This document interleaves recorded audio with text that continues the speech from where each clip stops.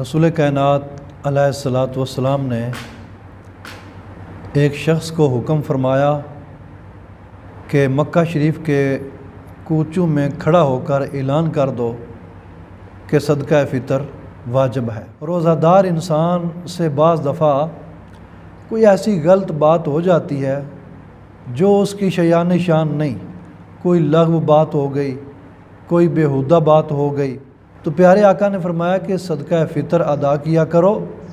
اس کا ایک تو یہ فائدہ ہے کہ اگر روزہ دار سے کوئی غلطی ہو گئی تو اللہ تعالیٰ اس کے ذریعے معاف فرمائے گا۔ دوسرا اس کا فائدہ یہ ہے کہ مساکین کے کھانے کا اہتمام ہو جائے گا، کیونکہ ماہ رمضان کے بعد عید آتی ہے اور عید میں تمام لوگ خوشیاں مناتے ہیں، اچھے اچھے کھانے پکاتے ہیں۔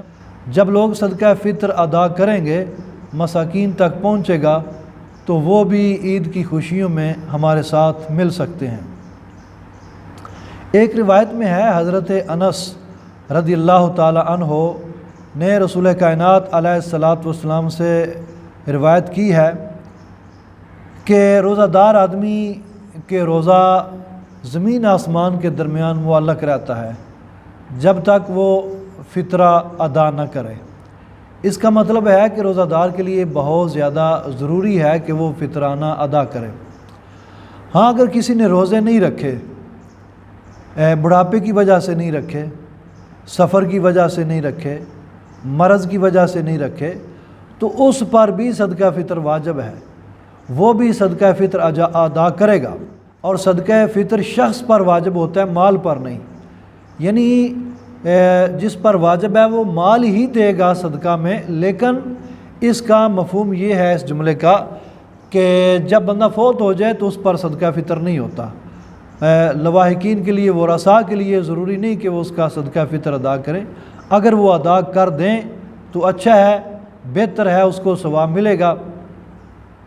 صدقہ فطر عید والے دن صبح صادق طلوع ہونے سے ہی واجب ہو جاتا ہے، اور عید پڑھنے سے پہلے اس کو ادا کرنا چاہیے۔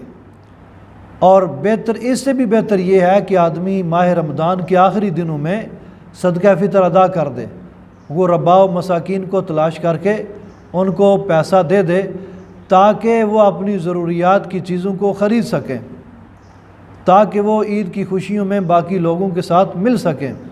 تو عید سے پہلے بھی ادا ہو سکتا ہے، عید والے دن بھی ہو سکتا ہے۔ اگر کوئی عید والے دن ادا نہیں کر سکا تو ساقط نہیں ہو گیا، قضا بھی نہیں ہوا، پھر بھی دے سکتا ہے۔ اس کا وقت ساری عمر ہوتا ہے، جب انسان دے یہ قضا نہیں ہوگا، یہ ادا ہی ادا ہوگا۔ صدقہ فطر کتنا دینا چاہیے؟ آج کل ہمارے ہاں زیادہ رواج گندم کا ہی ہے، 2 کلو گندم، اس سے تھوڑی زیادہ ہو تو بہتر ہے، انسان وہ دے صدقہ فطر میں۔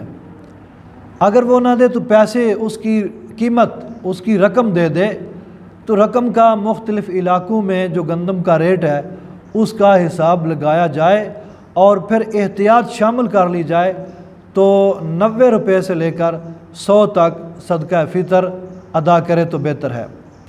صدقہ فطر کس کو دینا چاہیے؟ جس کو زکوٰۃ لگتی ہے اس کو صدقہ فطر بھی لگتا ہے۔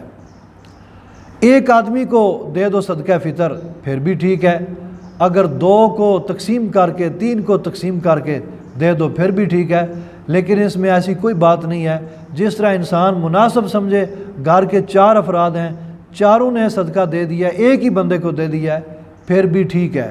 اگر ان چاروں نے تقسیم کر کے دیا ہے، مختلف لوگوں کو تقسیم کر کے دیا ہے، پھر بھی ٹھیک ہے، صدقہ فطر ادا کرنا چاہیے تاکہ روزے ہمارے قبول ہو جائیں، اور روزوں میں جو غلطی ہو گئی وہ بھی ان کے ذریعے اللہ تعالیٰ طہارت کر دیتا ہے۔